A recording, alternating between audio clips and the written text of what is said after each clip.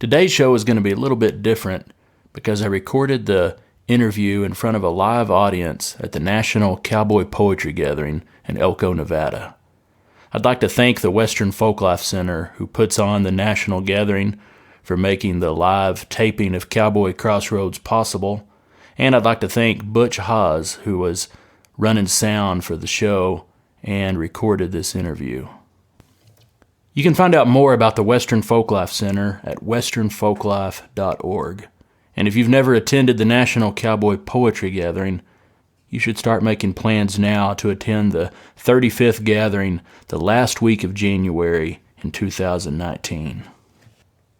I'll be playing a few concerts out on the road this spring, and I would love to meet you and your friends at one of my shows. On April 30th, I'll be playing a house concert in Albuquerque, New Mexico. On May 2nd, I'll be playing at a Western Folklife Center event on the 18th floor of the Zions Bank Building in Salt Lake City, Utah. On May 3rd, I'll be playing a house concert in Salt Lake City, Utah. On May 4th, I'll be playing at the Western Folklife Center in Elko, Nevada. And on May 5th, I'll be playing at the Mountain Music Parlor in Reno, Nevada. And finally, on May 11th, I'll be playing at Flynn's Cabaret and Steakhouse in Felton, California. You can find out more information about any of these shows by visiting my website, andyhedges.com. I've got a couple of dates that are still pending, and if you would like to host a house concert, or if you know of a good listening room I should play, give me a holler. Send an email to andy@andyhedges.com. I'd like to start today's show with a poem written by my friend and the wonderful poet from Alpine, Texas, Joel Nelson. This poem is entitled The Final Run of the Deadwood Stage. The stage from Dodge to Deadwood had rolled in right on cue, 'cause Bob, the driver, had a knack for bringing stages through. With jaw clamped tight, hat pulled low, the old coach rocking steady, Bob kept his schedule right on time, 'cause Bob was rough and ready. In spite of snow or sleet or fog in that wild and hostile land, not to mention hold-ups by some sinister outlaw band. Now, Bob was not considered old, as stagecoach drivers go, but at handling lines on an 8-horse hitch, he knew all there was to know. A woman ran the stagecoach stop while her husband herded stock. Through the window, she'd seen Bob's dust as he rounded the wagon rock, and Bob would want his meat and beans there steaming in his plate, 'cause Deadwood is 6 hours more and the stage is never late. So the old girl, stepping lively, setting dishes on the table, while driver Bob's unhitching, leading horses to the stable. Now there's a certain way of walking that's unique to stagecoach men, and it's in this style and manner driver Bob comes shuffling in, which prompts the exclamation, "You've outgrown another pair. I'm gonna have to work 2 jobs just to buy you boots to wear." "Did you see Shep pull my wagon, Mom?" asked Bob, the 5-year-old. "I did indeed. Now wash your hands. Your dinner's getting cold." Well, the stage from Dodge to Deadwood has made its final run, and Shep, the collie, Bob's 8-horse hitch, is sleeping in the sun. And Bob is off to Nottingham for an afternoon or more of stealing only from the rich and giving to the poor. Tomorrow he'll be Lancelot, a Canadian Royal Mountie, or sailing on the highest seas in mutiny on the Bounty. He's charging with the Light Brigade, he's swinging on a vine, he's Crockett at the Alamo, and safe in bed by 9. Well, keep on dreaming, driver Bob. Your dreams just might come true. The stage from Dodge to Deadwood has rolled in, right on cue.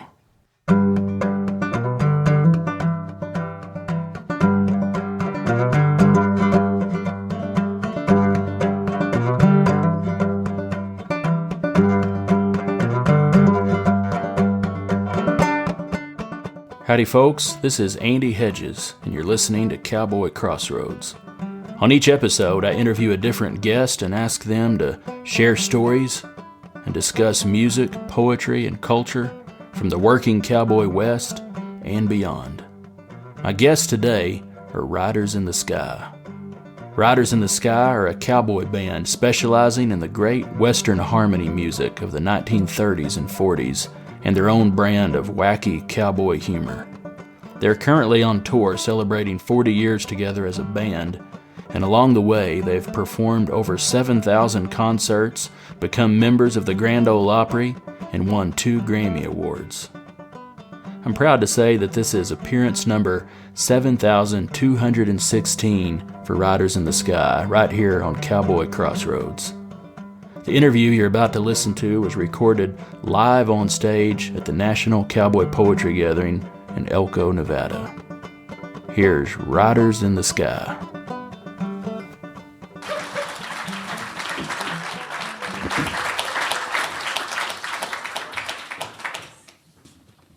Well, hey there.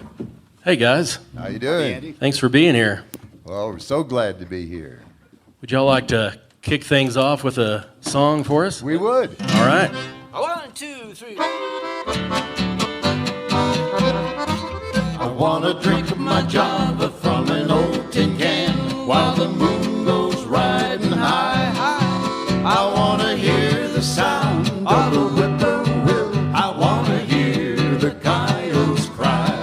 I wanna feel my saddle horse between my legs, riding him out on the range, just to kick him in the side, make him show his step and pride, back on those Texas plains.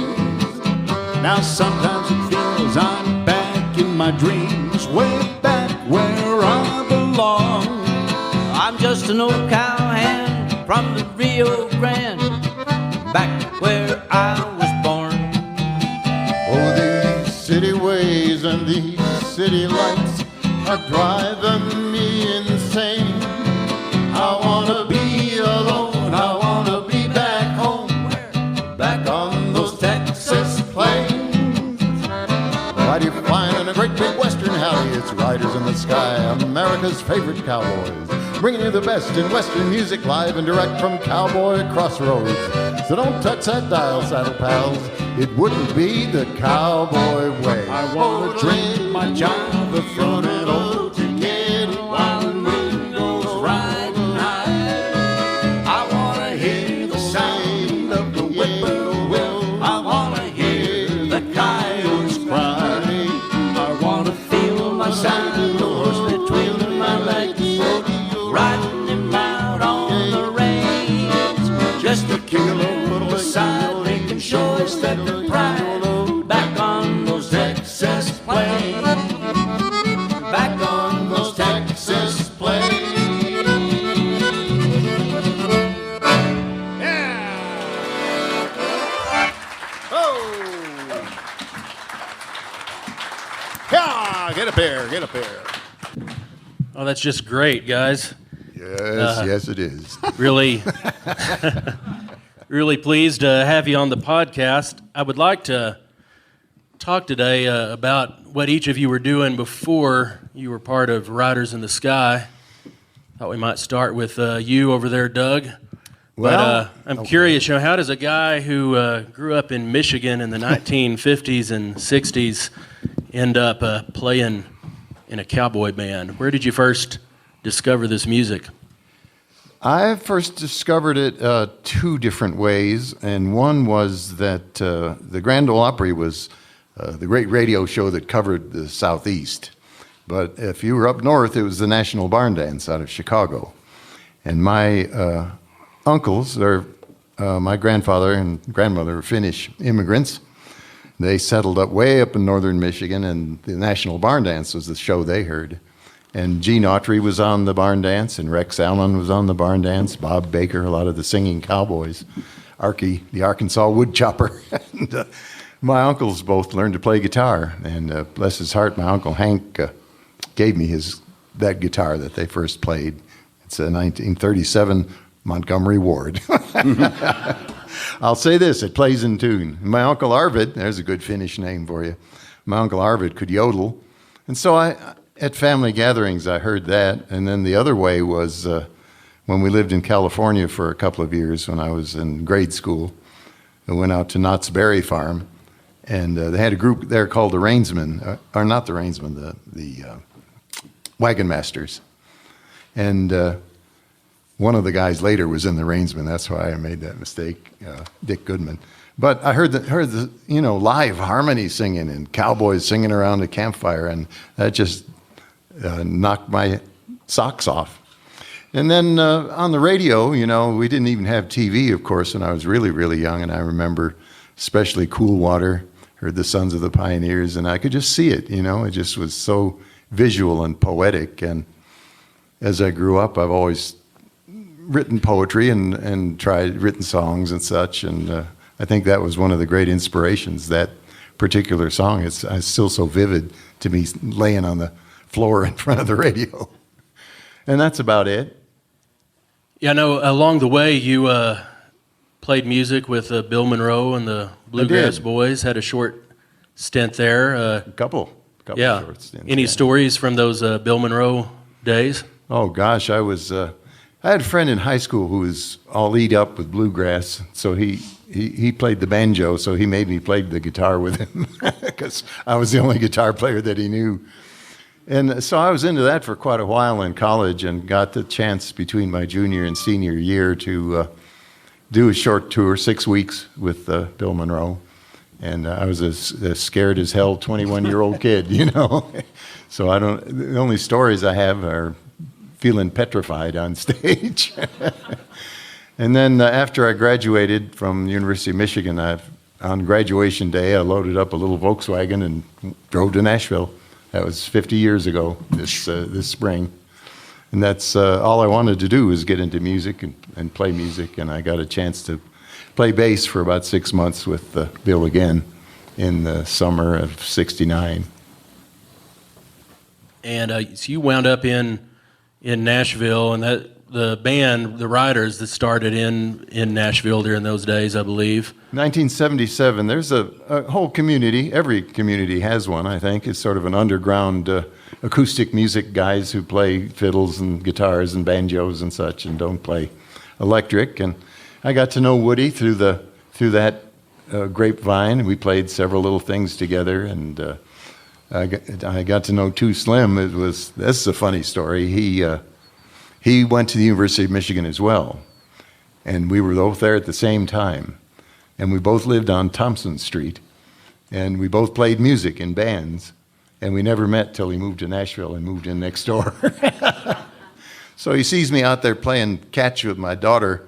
I'm wearing this Detroit Tigers cap. He says, are you a Tigers fan? Oh, yeah, I'm a Tigers fan. Well, me too, and I play the bass. And so we just got together, and I'd been doing a solo cowboy thing, but since I love the Sons of the Pioneers and Foy Willing and the Riders of the Purple Sage and Andy Parker and the Plainsmen, just all those harmony groups, I always wanted to put together a group that sang harmony, and just Slim and Woody and I just really clicked, and we were a trio for 10 years and achieved some sort of recognition nationally. And then we were driving down the road and we saw a guy with a sign that says, "We'll squeeze for food." And so we picked up this young kid, and he's only been with us 30 years. Joey the Cowpoke King. Well, Joey, that might be a nice segue. I'm curious. I know you've got an interesting background, and I heard from Hal Cannon we were visiting a few days ago. He mentioned you had some great stories of coming to Elko in your early days, back when you played with the Frankie Yankovic. That's right. Yeah, great polka band. Yeah, polka music back then, the way Frank played it, was not what you might expect. It's not what you see on TV on Molly B's or Big Joe or any of those things. It was a very, very wonderful band made up of great musicians, much more like a Dixieland band. No drums, 2 accordions. Frank would play the lead. I would play the fill. He would be playing more or less the trumpet part. I'd be doing the clarinet part, all of fills and everything. And then we had an upright bass, a piano, and a banjo. So it was very pleasing. Back in those days, we would draw, anywhere from 3,000 to 5,000 people. In Milwaukee, we drew 8,000 people at a dance hall. It was called the Eagles in Milwaukee. It was huge. Times were much different. We played the Stockman Hotel. First time I played in Nevada that year, we played Vegas, Tahoe, Reno, and Elko. We played the Stockmans. That is 54 years ago when I How played old the were you Stockmans. then, Joey? I was just about 15 years old. Yeah. Played Vegas and played Reno. A couple of the hotels we played in Reno are no longer there either. I have outlasted the hotels, which is pretty amazing. But the main thing I want to tell you folks is before I joined the Riders in the Sky 30 years ago, I actually had a career as a musician, see? Yeah. But that's all over now. No, it's been 30 years of absolute fun on the stage and playing with guys whose music you enjoy. Every day on stage is magical. A lot of people, and I'm one of them, have said that out of the 24 hours, sometimes the 22 hours off stage are not really great, the traveling, being away from your family and stuff, but the 2 hours on stage are still as magical as they were when I started out on the road 55 years ago. And I did play with Frank Yankovic. I grew up in Chicago, and Chicago was a great place to grow up. And I'll tell you why. During the week, I could listen to WLS rock and roll. On Friday night, there was live jazz from Mr. Kelly's. On Saturday night, on WLS again, there was the barn dance. And so I heard rock and roll, jazz, cowboy music, or country music, but a lot of cowboy. For example, the barn dance is where Gene Autry got his start. He became very, very famous on the barn dance playing there. And then on Sundays, all the ethnic music, all the Slovenian music, I'm Slovenian, and Croatian music and Greek music and everything. So it was a good place for me to absorb all this music. And I took it all in. And I started taking music lessons almost 65 years ago. You think I'd be better, right? Yeah. So I did, and it's been a wonderful career. Meeting up with the Riders was great. When I moved to Nashville back in 1988, 87 actually, I said I'd never be on the road again. I'd been on the road for 25 years already and shaking hands with different players all the time. And it was something I just didn't care for anymore, really. And so I became a recording studio musician, recorded with people like U2 and Paul McCartney and Garth Brooks and Shania Twain and Dolly Parton and Johnny Cash and people like that. And I loved it until I got a call one time from Woody Paul. And Woody Paul said, "Would you like to come and make a record with us? You're an accordion player, you do sessions." I said, "Sure." He said, "Okay, we're going to record on such and such a date." Actually, the date was, I know this from Don Cusick in our book, said it was March the 7th, 1988. He said, "So bring your instrument and all your sound effects." And I went, "Sound effects? What are you talking about?" But of course, if you know Woody, that's something he might say, even to this day. So I did come, and that led to me being a guest on their radio show. It was called Riders Radio Theater, which is still a podcast now. You can listen to all our shows that we did way back then. And it became fun. It was fun again because the four of us, Too Slim and Ranger Doug and Woody and I, got to play music. It wasn't playing things that were on the radio. It wasn't playing, when you're in some bands, you have to play the same song the same way every time because that's how it was recorded. We could do the same song different 350 times, before ever going back to the original way. So anyway, that's my story, and I'm still here and love it, and love these guys. Too Slim and Ranger Doug and Woody Paul are the brothers maybe that I never wanted, but I'm so glad I got them. And let's not forget Mark Abbott, who's doing such a great job for Too Slim this weekend. Yeah.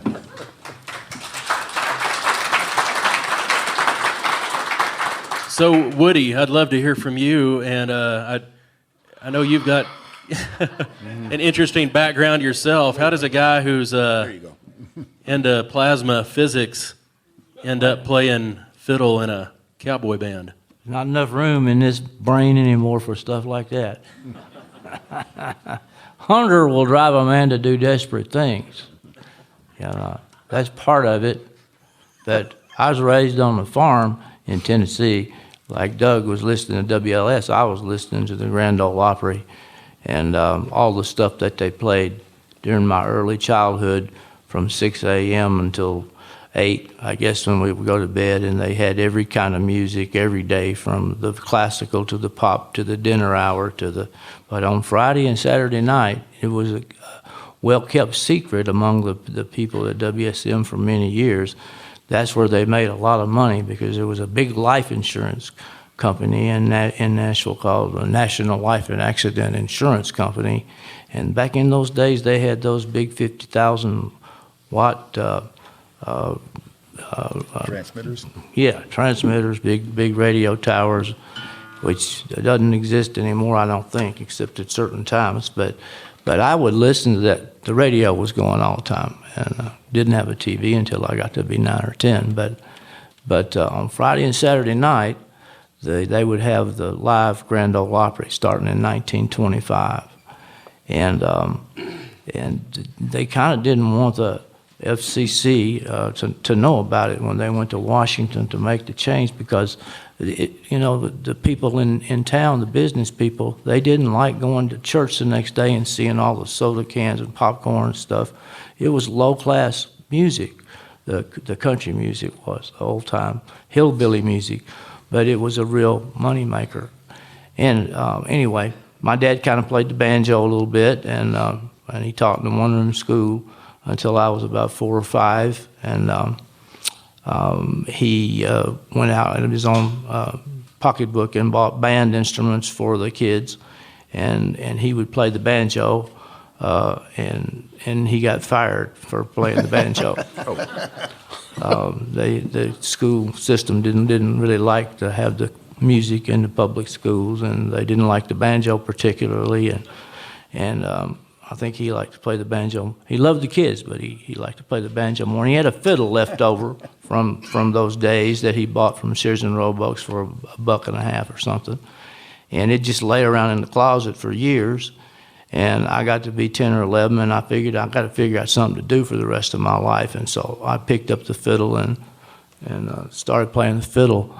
Got for Christmas one year, I got a set of bow hair, and I got a little instruction book and some rosin, and I went out and made a tailpiece out of an aluminum pan that we fed the dogs out of. I took the tin snips and cut it out, and that rim right there, I bored 4 holes and put the fiddle together when I was 11 years old. And I didn't have any lessons, and that really shows. But I listened to the radio, and I liked the fiddle. And I grew up then, listening to the radio and country music in the barn, milking cows until I was 16 or 17. And then we moved to Nashville and rented the farm, and I was right in the middle of the where I wanted to be at the Grand Ole Opry in Nashville.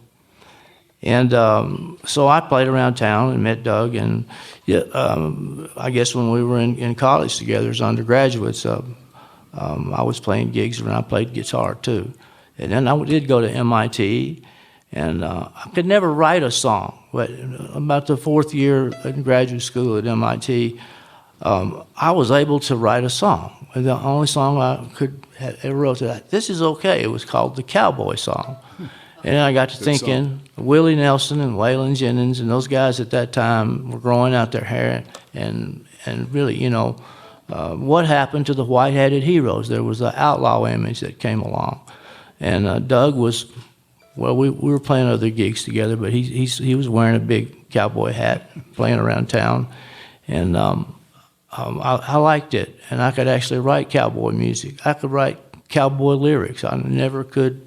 I tried and tried and tried for years to write anything. I couldn't do it until I wrote a cowboy song. And so I got into it just because hunger. I wanted to make a living playing music, and I wanted to like the cowboy white-hatted heroes. And that's also with Kenny, though. Yeah, I hopped around a little bit just like you, but yeah, finally landed with him and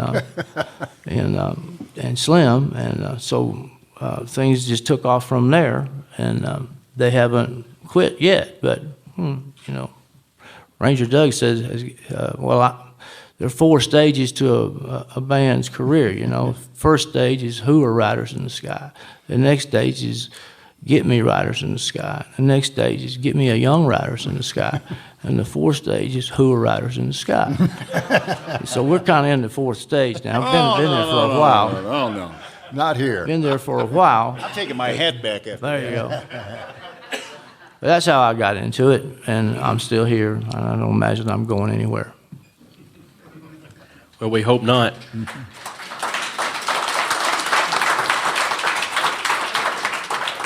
Doug, I'm curious, in those early days when you and Slim were first kind of getting together, playing some of this music, and maybe that first gig, I'm curious what that was like. But was there a time when things just kind of clicked that, hey, we might have something here and this might actually be a career we could take and play this old Western music? Well, I'd say it was that first night at a little dump called Herr Harry's Frankenstein's in a basement sort of listening room bar in Nashville.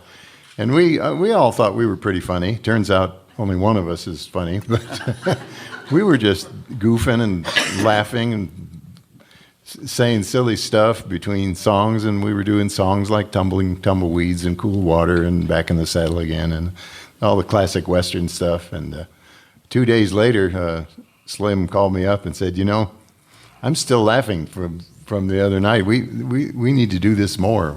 We could do this. This could last a long time. I said, yeah, let's go.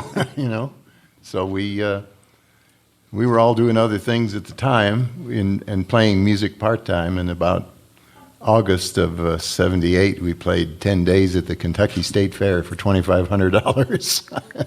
And we had to buy our own hotel rooms. But that was really when we really got on the road, and there was a professional start to what's lasted 40 years now. Wow, that's amazing.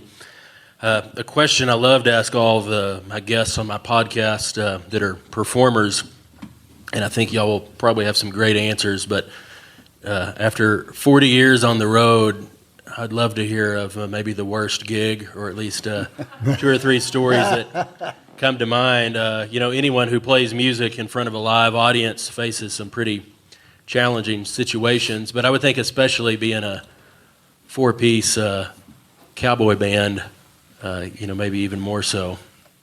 Well, the one that comes to my mind is they had a big thing called the US Festival in Southern California, and it was all the huge country stars of the day, and we were scheduled to go on at like 4 in the afternoon or something, one of the warm-up groups, and our plane got delayed, and our plane got delayed, and plane got delayed. So we finally get there, and the only spot they have for us is between Waylon Jennings and Willie Nelson. So we get up there, and everybody's waiting for Willie, and they start throwing things at us. 50,000 people. 50,000 people out there, yeah, all waiting for Willie Nelson. Here we are. We were raw meat up there. So that's one of the shorter sets we've ever played. There was also the great tattoo convention, wasn't there? Oh, wow. Yeah. Oh, yeah. Wake up, Woody. Wake up, Woody. Is it my turn? Yeah. It's a tattoo convention. Yeah. What was that, in Bangor, or was that in Bangor, Portland? Maine, yeah.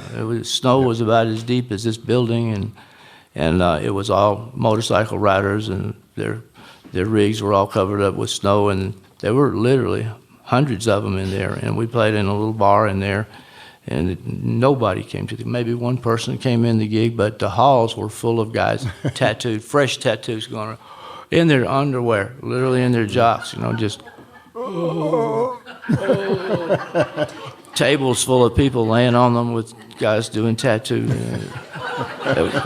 That was a fantastic. There were strange smells in the hall too. And one thing that's really fun about a career like this is you're not playing the same kind of place every night. There's so many different things, and that's really been one of the most fun parts of it. Should we take a moment to be serious and mention why Mark is with us? This is the great Mark Abbott, who's played with Ray Price and the Sons of the Pioneers for 12 years, and he's the premier bass player in Western music. And he's here in Two Slim's place because Slim's wife, Roberta, lost her battle with cancer last week. And so Slim's staying home with his family and his memories. And we're very lucky to have this wonderful musician and great guy joining us this week. Give Mark a hand.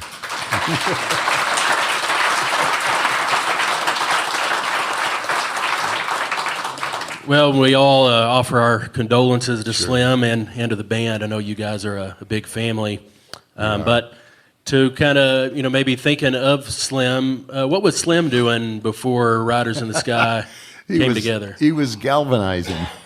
He was working in a galvanizing plant, and it was so hot and hard work. He was down to about 128 pounds. And there's a very well-known guy in Nashville who at Tennessee State University called Ed Too Tall Jones. And he went on to play with Dallas, I think, as professionally. But he had a little ad on TV, and hi, I'm Ed Too Tall Jones. He was about 6'6". So Slim said, well, if he's too tall, I'm too slim. Too Slim likes to say now, he said, I used to be too slim, but now I'm just right. He actually has a master's in wildlife management, and he's the only one still currently using his degree.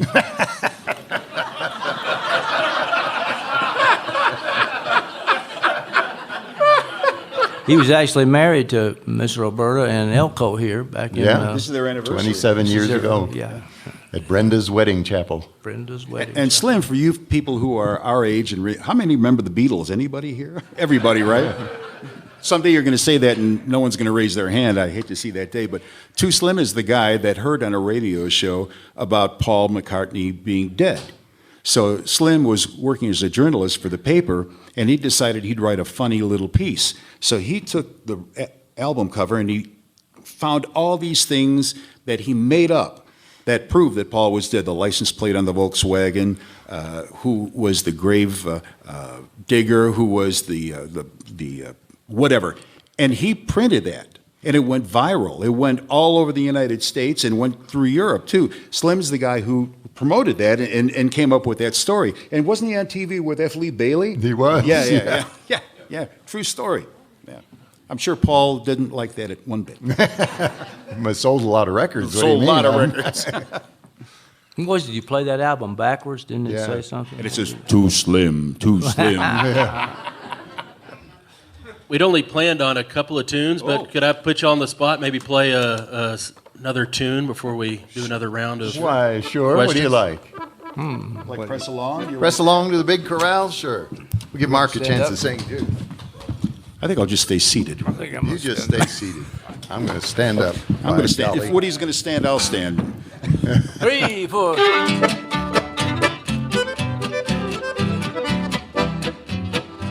That ugly brute from the cattle chute. Press along to the big corral. He should be branded on his snoot. Press along to the big corral. Press along. Press along, cowboy. Press along with the cowboy yell. Press along. Press along with a loud big noise. Press along to the big corral.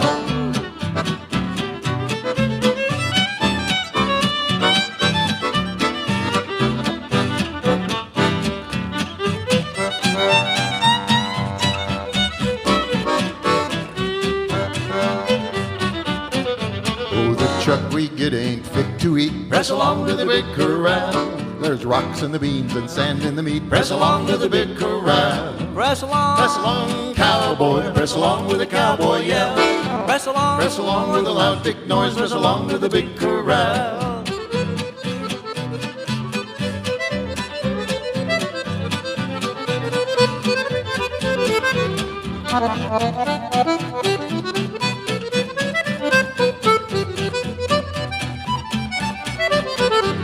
Well, early in the morning, about 4:30, Press along to the big corral. you can hear him open his face and roar. Press along to the big corral. Press along. Press along, cowboy. Press along with a cowboy yell.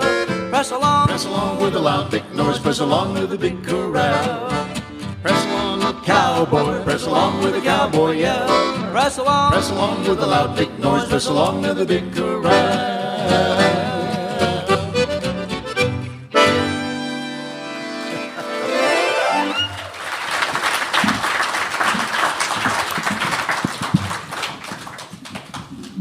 Oh, that's just terrific, guys.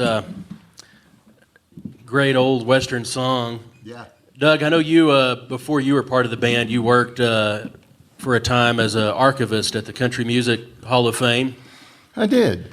And even today, I mean, you're thought of as one of the premier scholars of this music. I'd like to hear you talk about that and how that's influenced the band, the formation of the band and the work that y'all do, keeping these old songs alive and playing, not just the old chestnuts, but, really digging deep into this music and Yeah. playing some obscure things.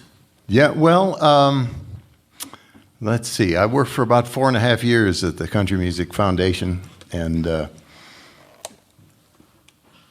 part of my job there was to do an oral history project. So they sent me all over the country interviewing aging country music entertainers, and fortunately enough for me, when they sent me out west, I got to spend a lot of time with Ray Whitley and Jimmy Wakely and Eddie Dean and Johnny Bond especially took me around to every place. These are wonderful guys who are the guys who really created our style of music, and I got to do long interviews with them, and the more I talked to them, the more passionate I got about Western music and sort of rediscovered it. And one of the places they sent me, I think it was 1974, the first and last Western Swing Festival that Guy Logsdon put on.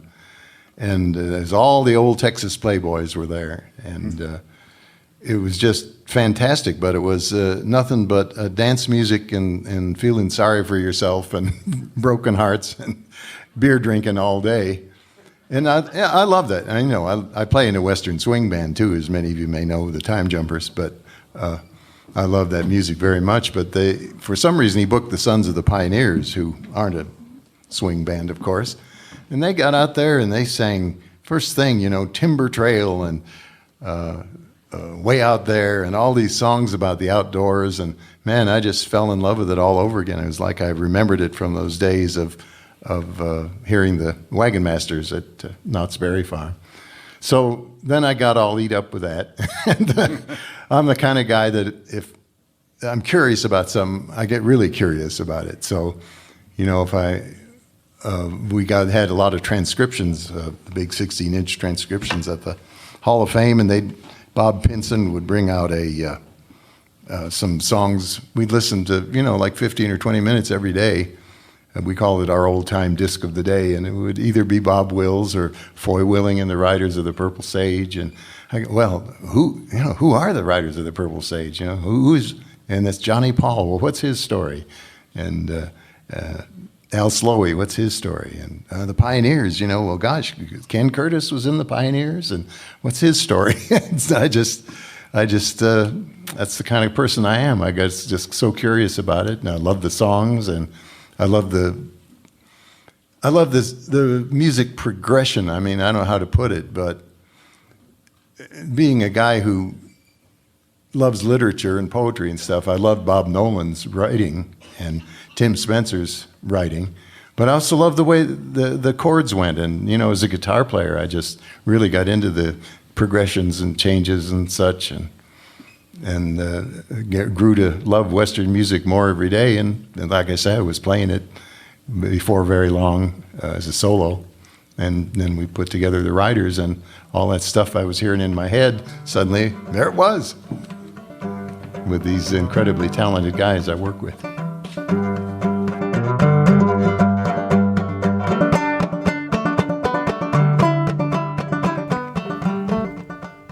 Riders in the Sky first performed in Elko at the Cowboy Poetry Gathering the second year of the gathering in 1986. The Cowboy Poetry Gathering has always been focused on telling the authentic stories of the working West, and yet Riders in the Sky are focused more on the music that grew out of a mythological view of the American West.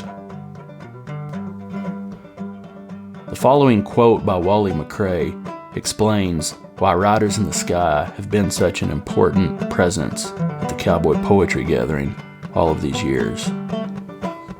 This quote is from Wally's keynote address at the 10th anniversary of the gathering. Wally was talking about highlights from the first 10 years of the gathering and said, I remember hearing about the riders in the sky. I knew that they made fun of something that I held very dear and almost holy. And I saw Woody Paul out here in the milling and balling pen with his dippy hog trough hat on, and I knew I was going to hate those guys. I was wrong. I love them because I knew that we need to laugh at ourselves, and the riders taught us that.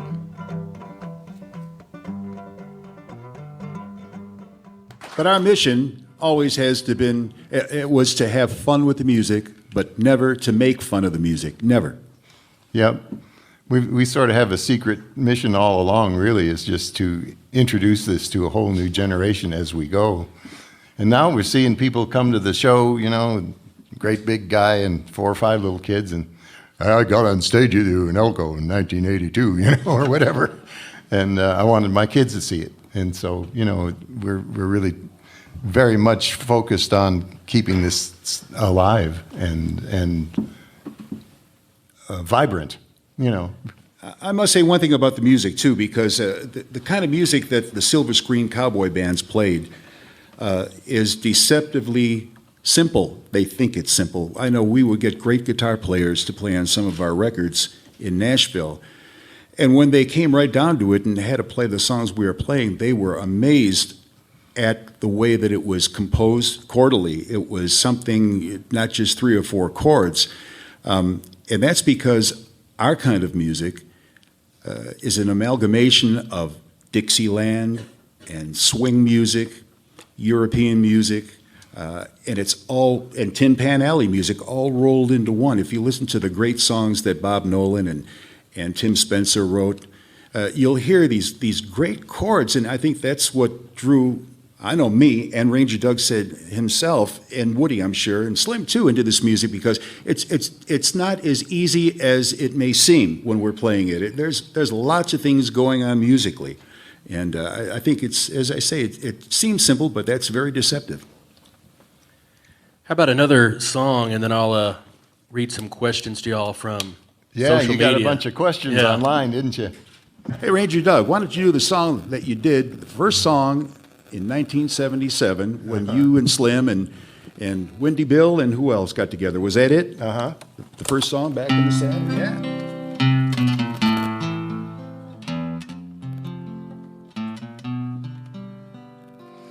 I'm back in the saddle again, out where a friend is a friend, where the longhorn cattle feed on the lowly Jimson Reed. Back in the saddle again, I'm riding the range once more.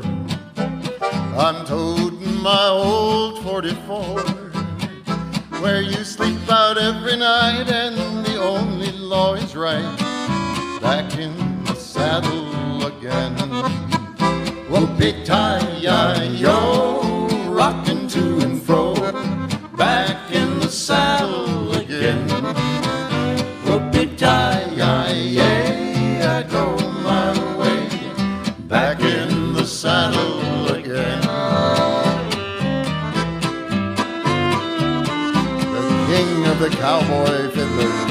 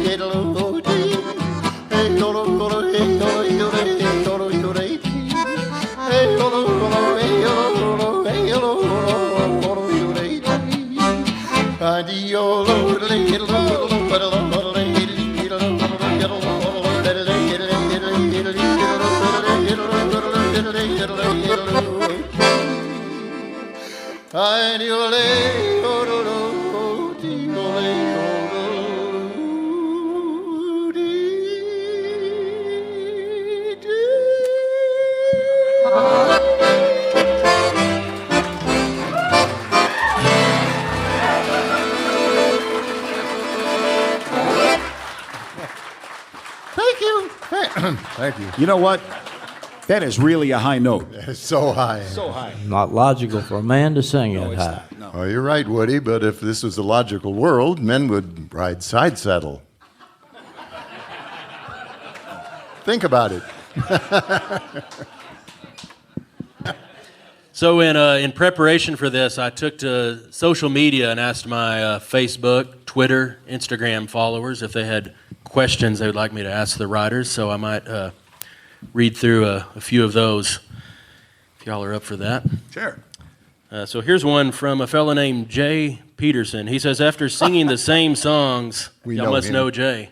Oh, yeah. After singing the same songs night after night for 40 years, how do you still put your heart into them? Rearranging, changing harmonies, hypnosis?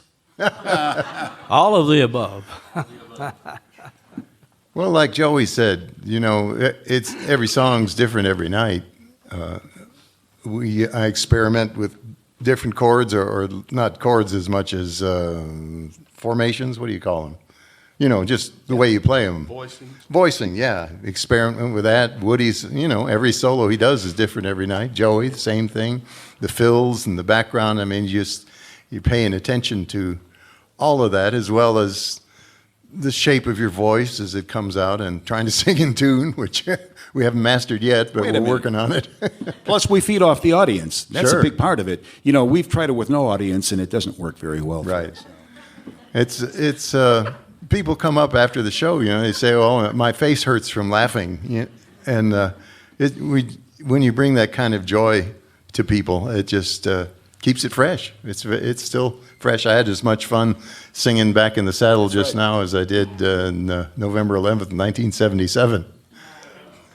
You know, I'll tell you what does it for me. Seriously, it's rare in a musician's career, a long career, that you can be on stage with four guys who just gel together. You know, I mean, I enjoy it. Not even sometimes even listening to the individual thing, but just as the whole, as we sound as a band, and it's just so fun because. That doesn't happen often. You know, we've played places that the week before they had some great rock and roll band, whoever, just for example, this might not be the one, but Blue Oyster Cult or somebody like that. And the guys don't even talk to each other today. They have to come in separate airplanes. They stay in separate hotels. They hit the stage and they sing together. They get off stage, don't even look at each other and say, "How are you?" And I would quit tomorrow. And that's not how we are. On stage, we hear this wonderful blend.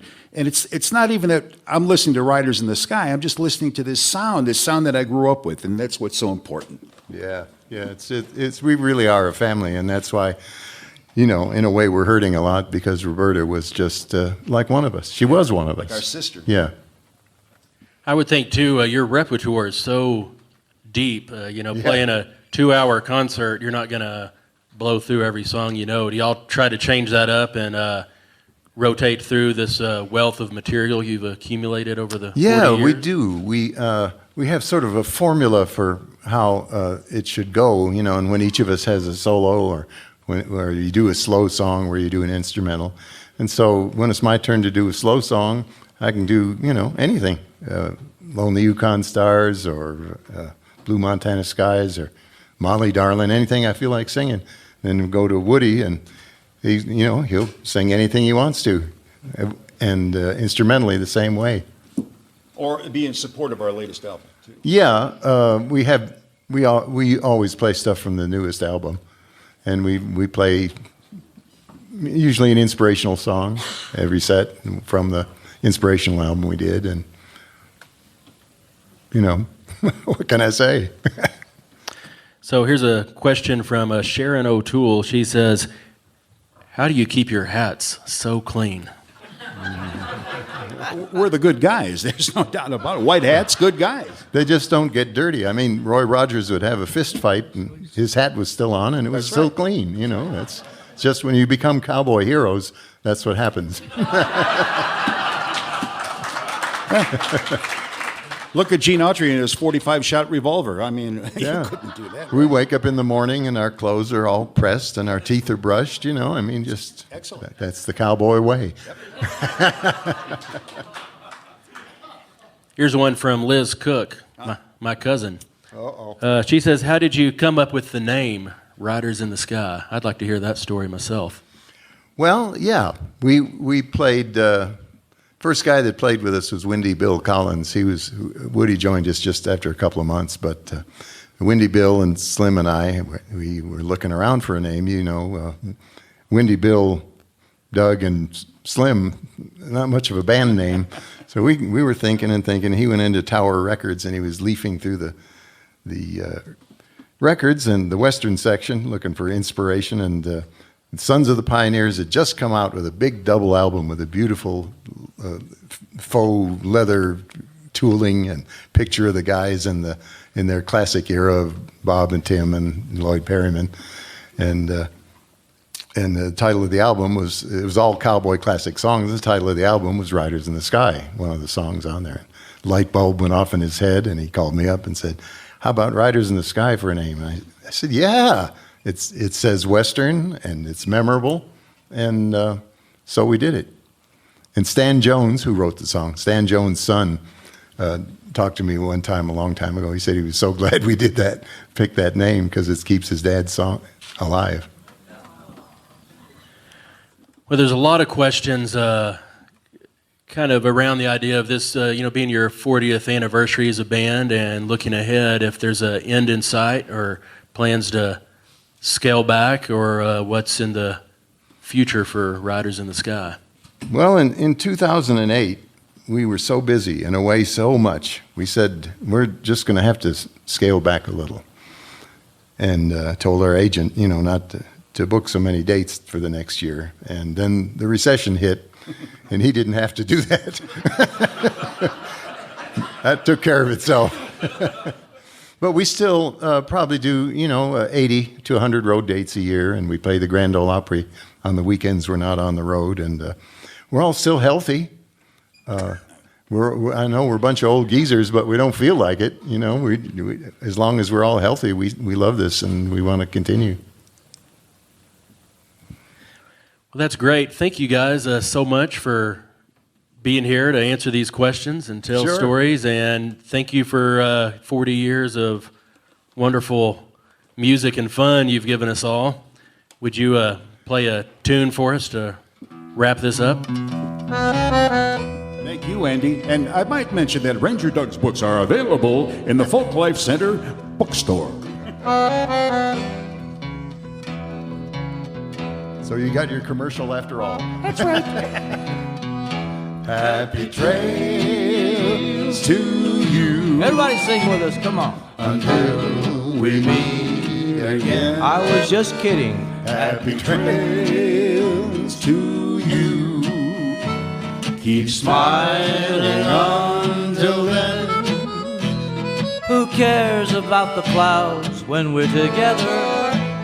Just sing a song and bring the sunny weather.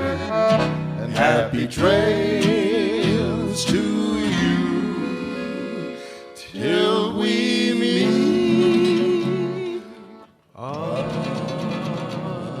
again.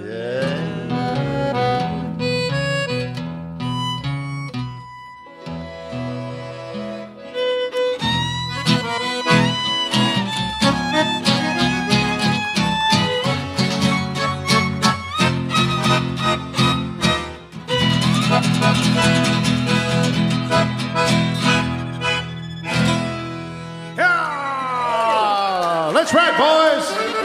Yeah! Move 'em out. Yeah! Wait for me, Ranger Doug!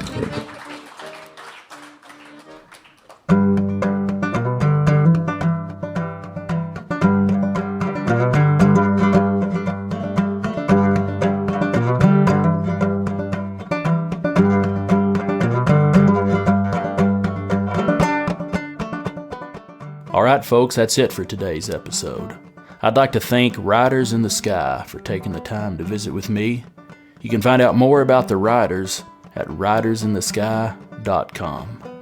I'd like to thank the Western Folklife Center for making it possible to do a live taping of Cowboy Crossroads at the National Cowboy Poetry Gathering. You can find out more about the Western Folklife Center at westernfolklife.org. You can find out more about me and this show at andyhedges.com.